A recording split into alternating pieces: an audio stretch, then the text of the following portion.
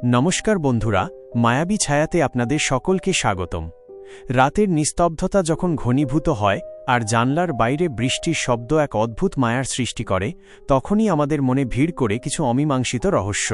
আজ আপনাদের জন্য নিয়ে এলাম তেমনই এক হাড়হিম করা ভূতের গল্প। সেই অভিশপ্ত বৃষ্টির রাত, শহর থেকে দূরে উত্তরবঙ্গের এক নির্জন ডাকবাংলো। বাইরে তখন আকাশ ভেঙে বৃষ্টি পড়ছে, সাথে বিদ্যুতের কড়কড়ানি। রাত তখন প্রায় 11:30। পেশায় ফরেস্ট অফিসার অনিমেষ বাবু সেদিন একাই ছিলেন সেই পুরনো আমলের বাংলোটাতে। ব্রিটিশ আমলের উঁচু সিলিং আর ভারী কাঠের আসবাবপত্রগুলো লণ্ঠনের ম্লান আলোয় এক একটা দৈত্যের মতো মনে হচ্ছিল।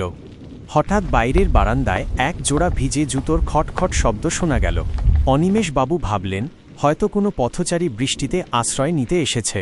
তিনি দরজা খুলে বাইরে তাকালেন, কিন্তু সেখানে কেউ নেই। শুধু ঠান্ডা ঝোড়ো হাওয়া আর বৃষ্টির ঝাপটা তার মুখে এসে লাগল। বিরক্ত হয়ে তিনি দরজা বন্ধ করতে যাবেন, ঠিক তখনই তার নজরে মেঝেতে এক জোড়া ভেজা পায়ের ছাপ। কিন্তু আশ্চর্যের বিষয় হল, পায়ের ছাপগুলো বাইরের দিক থেকে নয়, বরং ঘরের ভেতর থেকে বারান্দার দিকে গেছে। ভয়ে তার মেরুদণ্ড দিয়ে এক শীতল স্রোত বয়ে গেল। তিনি দ্রুত ঘরের ভেতর ঢুকে খিল তুলে দিলেন।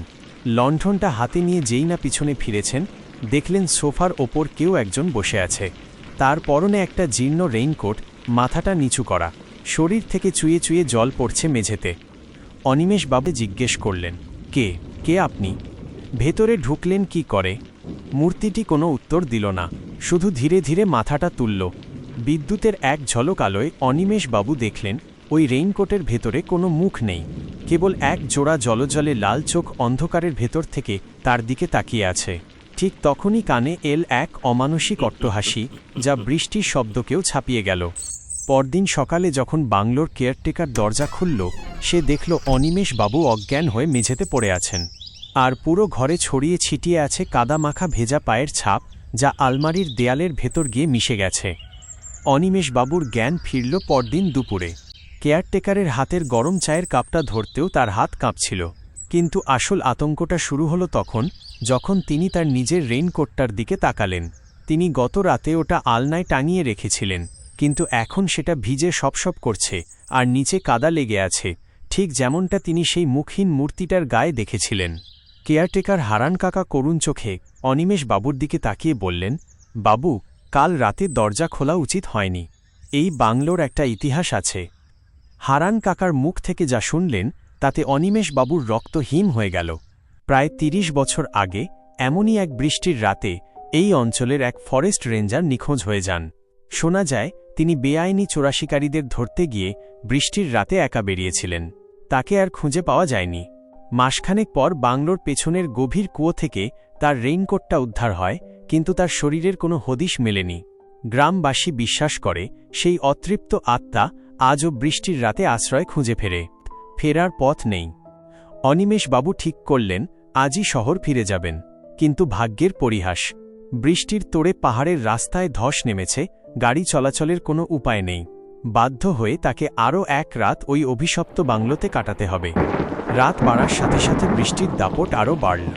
এবার আর কোনো জুতোর শব্দ নয়, অনিমেষ বাবু শুনতে পেলেন তার ঘরের জানলায় কেউ নখ দিয়ে আঁচড়াচ্ছে। তিনি কান চেপে শুয়ে রইলেন। হঠাৎ অনুভব করলেন, ঘরের তাপমাত্রা হিমাঙ্কের নিচে নেমে গেছে। তার ঘাড়ের কাছে কেউ যেন বরফ শীতল নিঃশ্বাস ছাড়ছে। একটি ধরা গলার আওয়াজ ফিসফিস করে বলল, আমার কোটটা তুমি নিয়েছো কেন? অনিমেষ বাবু ভয়ে চোখ খুললেন। দেখলেন সিলিং থেকে উল্টো হয়ে ঝুলে আছে সেই ছায়ামূর্তি। তার লম্বা হাত দুটো অনিমেষ বাবুর গলার দিকে এগিয়ে আসছে।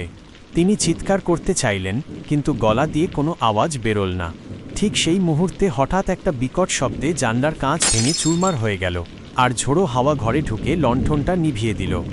ঘোর অন্ধকারের মধ্যে তিনি অনুভব করলেন, কেউ একজন তাকে সজোরে ধাক্কা দিয়ে খাট থেকে ফেলে দিল। মেঝেতে পড়ার চোটে তিনি ফের জ্ঞান হারান। পরদিন সকালে উদ্ধারকারী দল যখন বাংলোতে পৌঁছাল, তারা অনিমেষ বাবুকে অক্ষত অবস্থায় পেল। কিন্তু অদ্ভুত বিষয় হল যে রেইনকোটটা নিয়ে এত কাণ্ড, সেটাকে আর কোথাও খুঁজে পাওয়া গেল না। শুধু বাংলোর সেই পুরনো কুয়োর ধারে পাওয়া গেল নতুন এক জোড়া কাদা মাখা পায়ের ছাপ। অনিমেষ বাবু শহর ফিরে এলেও আজও বৃষ্টির রাতে ঘুমাতে পারেন না। বৃষ্টি পড়লেই তার মনে হয় কেউ একজন জানলার ওপাশে দাঁড়িয়ে নিচু স্বরে বলছে, কোটটা ফেরত দিয়ে যাও। অনিমেষ বাবু শহর ফিরে আসার পর ভেবেছিলেন সব শেষ হয়ে গেছে, কিন্তু রহস্যের আসল জালটি বোনা হয়েছিল তার অবচেতনে। শহর ফিরে আসার ঠিক 1 সপ্তাহ পর মাঝরাতে একটানা বৃষ্টির শব্দে তার ঘুম ভেঙে গেল। অনিমেষ বাবু লক্ষ্য করলেন তার শোবার ঘরের ড্রেসিং টেবিলের আয়নাটা কুয়াশাচ্ছন্ন হয়ে আছে, অথচ ঘরে এসি বা হিউমিডিফায়ার কিছুই চলছে না। তিনি হাত দিয়ে আয়নাটা মুছতেই শিউরে উঠলেন। আয়নার কাঁচের ওপর ভেতর থেকে কেউ যেন লিখেছে, এখনও ভেজা। আতঙ্কে তার হাত পা ঠান্ডা হয়ে এল। ঠিক সেই মুহূর্তে তার ফোনের নোটিফিকেশন বেজে উঠল। বাংলোর সেই কেয়ারটেকার হারান কাকা তাকে একটা ছবি পাঠিয়েছেন, পুরনো দিনের এক সাদা কালো গ্রুপ ছবি, যা তিনি বাংলোর এক কোণে পড়ে থাকা ট্রাঙ্ক থেকে খুঁজে পেয়েছেন। ছবিটা ডাউনলোড হতেই অনিমেষ বাবুর হাত থেকে ফোনটা পড়ে গেল। ছবিতে সেই নিখোঁজ রেঞ্জারের পাশে যিনি দাঁড়িয়ে আছেন, তার মুখটা ঠিক অনিমেষ বাবুর মতো দেখতে। হারান কাকা নিচে লিখে পাঠিয়েছেন, বাবু, একটা ভুল হয়ে গেছে। ওই রেঞ্জার আপনার পূর্বপুরুষ ছিলেন। তিনি কোনো অভিশপ্ত আত্মা নন, তিনি আপনাকে সতর্ক করতে এসেছিলেন। রহস্যের শেষ মোড়। অনিমেষবাবু বুঝতে পারলেন কেন সেই ছায়ামূর্তি তাকে ধাক্কা দিয়ে খাট থেকে ফেলে দিয়েছিল। তিনি খাটের তলায় উঁকি দিয়ে দেখলেন তার খাটের ঠিক নিচেই মেঝের কার্পেটটা একটু উঁচু হয়ে আছে। তিনি কার্পেট সরাতেই দেখলেন সেখানে একটা পুরনো বৈদ্যুতিক তার লিক হয়ে পড়ে আছে, যা বৃষ্টির জলে ভিজে শর্ট সার্কিট হওয়ার উপক্রম হয়েছিল। গত রাতে যদি তিনি ওই খাটে ঘুমাতেন, তবে ঘুমের মধ্যেই তড়িৎস্পৃষ্ট হয়ে তার মৃত্যু নিশ্চিত ছিল। অর্থাৎ সেই মুখহীন মূর্তিটি তাকে মারতে নয়, বরং জীবন বাঁচাতে এসেছিল। সেই রেইনকোটটি ছিল একটি চিহ্ন, একটি যোগসূত্র, যা তাকে বিপদ থেকে দূরে সরিয়ে দিয়েছিল। বাইরে তখন ঝিরঝির করে বৃষ্টি পড়ছে। অনিমেষ বাবু জানলার বাইরে তাকিয়ে অস্ফুটে বললেন, ধন্যবাদ।